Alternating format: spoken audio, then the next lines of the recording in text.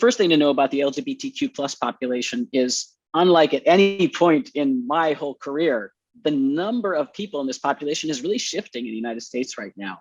We are literally seeing that over 20% of the youngest adults in the United States are identifying as queer.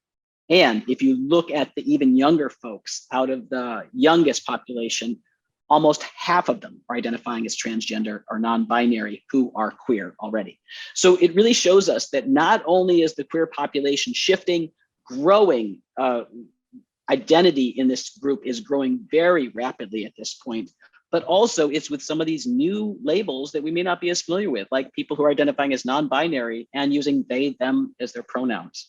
So what this really tells me is that it is a wave of changing denominator with this new population. And if we're still treating all people the same and not customizing our research and our work to understand that some populations experience systemic health disparities, then we are not tooling our work for the population changes of today and certainly not for tomorrow.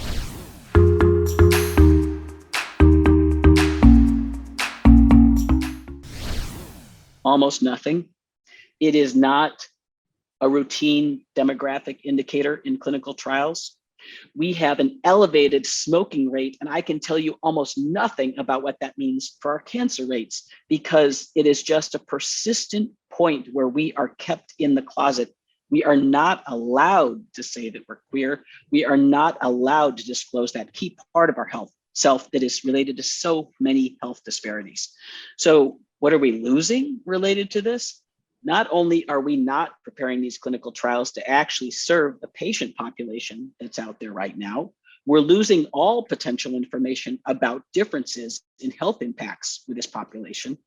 I think one of the very interesting phenomena related to COVID was it shed a bright spotlight on how health disparities means that the health experience of different populations varies widely. And for as many decades as we're going to be looking back on the lessons from the pandemic, we will get no lessons about how that impacted the LGBTQI plus population because we were not collecting those data. So again and again, we're building a library of information. We have a growing population that has a proven experience of health disparities, and we're choosing not to add that demographic variable, the key research about the health future of our population. And that's a miss that is just systematically meaning that we're blinding ourselves to information that could help explain variables, could help explain population differences in clinical trials and in the actual application of that medicine thereafter.